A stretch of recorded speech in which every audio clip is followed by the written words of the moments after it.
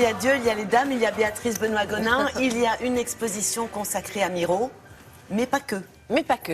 Miro et le mouvement Cobra. Alors, oui. Cobra, ça veut dire on Copenhague. Copenhague. Connaît pas bien, oui. On ne connaît pas bien. C'est la contraction de 3 villes, Copenhague, Bruxelles, Amsterdam, parce que ce sont effectivement des artistes qui viennent des pays du Nord, qui vont se rencontrer à Paris, dans une galerie où il y a une exposition sur Juan Miro. On est en 1948 et ça va être un petit peu une découverte de la part de cet artiste. Il y a un Hollandais, un Danois, ils se rencontrent à cette occasion et ils vont vouloir réinventer l'art. On est dans une époque où l'art est un petit peu, on sort de la guerre, on a fini abstraction, on retourne à la figuration et elles, ils ne veulent plus ni d'abstraction ni de figuration. Alors c'est compliqué parce que si déjà ce qu'on voit, ils n'en veulent pas et ce qu'on ne voit pas, ils n'en veulent pas non plus, il faut réinventer, voilà. Il faut réinventer un langage, mais c'est souvent le cas des mouvements en peinture. À chaque fois qu'il y a un mouvement nouveau, c'est qu'ils veulent donner un coup de pied, ils veulent balayer l'art en place pour réinventer un autre mouvement. Et Miro va les inspirer. Ils vont trouver en Miro quelque chose. Voilà. Et donc, il n'y a pas de preuves scientifiques qui se sont inspirés de Miro. On sait qu'ils l'ont regardé.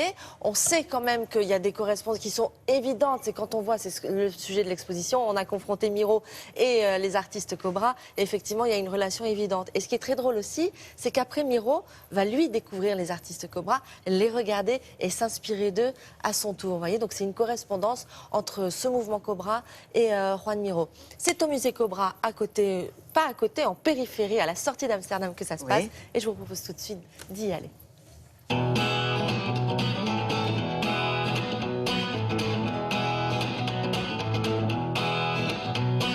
Morning, it's another pure gray morning.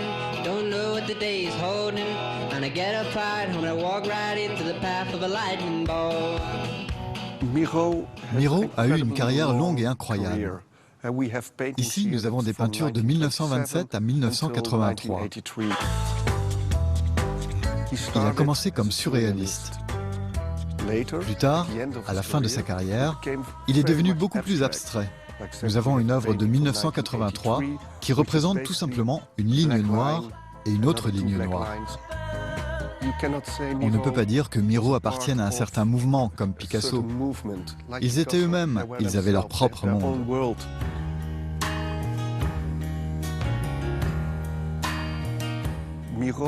Miro et Cobra ont le même état d'esprit. Ils ne s'inspirent pas directement, ils ne se copient pas les uns les autres, mais ils ont la même idée de l'art.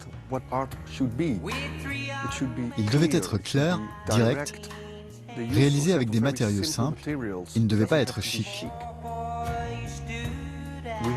Nous avons par exemple 2 peintures côte à côte. L'une vient du Guggenheim de New York, elle est faite par Miro. L'autre est une œuvre de Constant.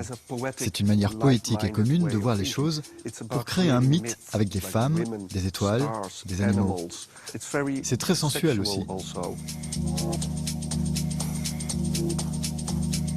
Vous pouvez voir un lien direct entre Constant et Miro. Vous voyez un point levé, il est directement inspiré par un timbre que Miro avait créé pour mener la guerre contre Franco.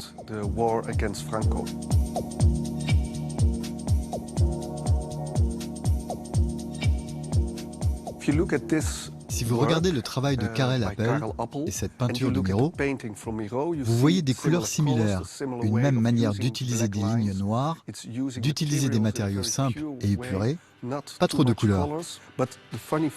Mais ce qui est drôle, c'est que l'œuvre de Miro a 20 ans de moins que la sculpture de Karel Appel.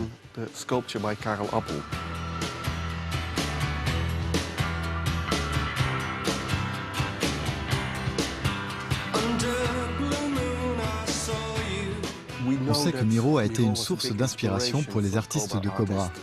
Mais si on regarde dans les années 60 et 70, les artistes de Cobra se sont beaucoup impliqués dans leur art. On voit bien que Miro les a aussi regardés. Et la notion du maître et de l'élève s'est inversée.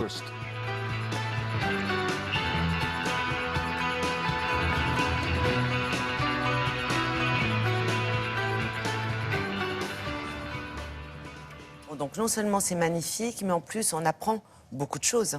On apprend beaucoup de choses et puis c'est toujours étonnant de voir ces correspondances, si bien que par moment on se dit mais est-ce que c'est un Miro, est-ce que c'est un autre artiste? Il y a des moments où on doute un petit peu, même quand on connaît bien Miro, par moment de loin on peut avoir un doute vraiment.